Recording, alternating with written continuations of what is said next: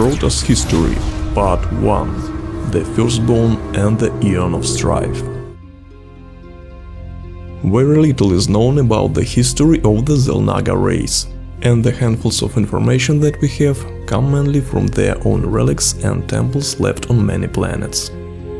It was a highly developed race that ruled many worlds in the galaxy tens of millions of years ago. As legends say, this mysterious race, which the Protoss also called Aeon, or the Great Teachers, the Makers and the Guardians, sought and cultivated thousands of various species on the cold and barren worlds in this region of space. In the view of the Protoss, the xel'naga were a peaceful and benevolent race, wholly absorbed in the study and spread of the evolution of life in the universe. Nothing is known about the xel'naga's origins, other than that they were strangers in our galaxy, where they spread their influence. The xel'naga worked to create creatures that were the purity of form and the purity of essence they needed in order to continue their own life cycle.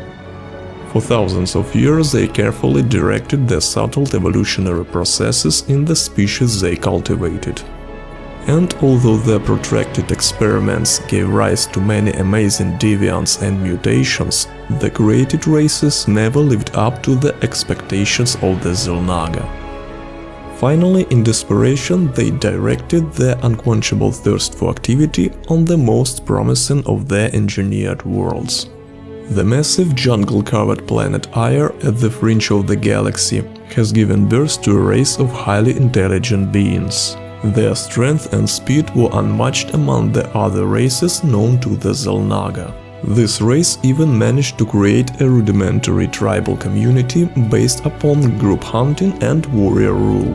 The main feature of the representatives of this race was the innate ability to communicate with each other through telepathy, which gave tremendous effectiveness to joint actions. The xel'naga rejoiced at the success of their latest creation, recognizing that in their evolutionary experiments the new race was the first to succeed in transcending the savagery of primitive life forms. The xel'naga gave the new race the name Protoss, or Firstborn, heralding their progress on a galactic scale. Initially, the Protoss for hundreds of generations lived on the planet Aeon in harmony and solitude, not suspecting anything about the Makers. Although they were the most perfect kind of creatures created, the xel'naga led by Amon was still not satisfied with their slow progress and thought about how to accelerate the evolution of the Protoss.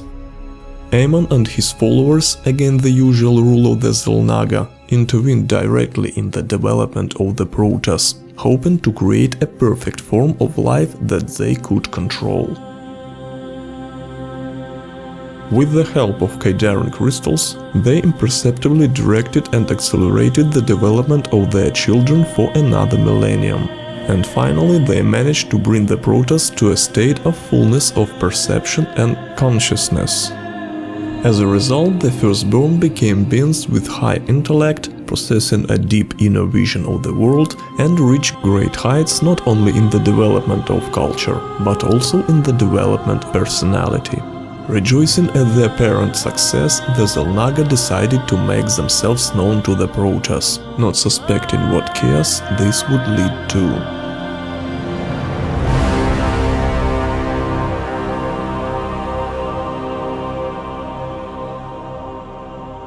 In just a few millennia, the Protoss civilization spread throughout Aeon, eventually coming to a society of disunited tribes, subject to common laws.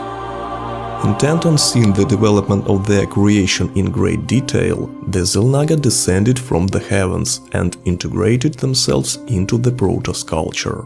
The arrival of the xel'naga seemed to bring the divided tribes closer together, and the happy Protoss waited for new truths and revelations from their wise creators. The xel'naga were amazed at how ardently the Protoss were eager to penetrate the mysteries of the universe around them. The Protoss had an insatiable craving for knowledge that would lead them to new, cutting-edge branches of science and meta-neural research. However, with the growth of mental abilities and self-awareness, the Protoss became proud and began to value personal success more than social progress. More developed tribes began to isolate themselves from each other, and each of them tried to find its place not only in the Protoss community, but also on the scale of the universe.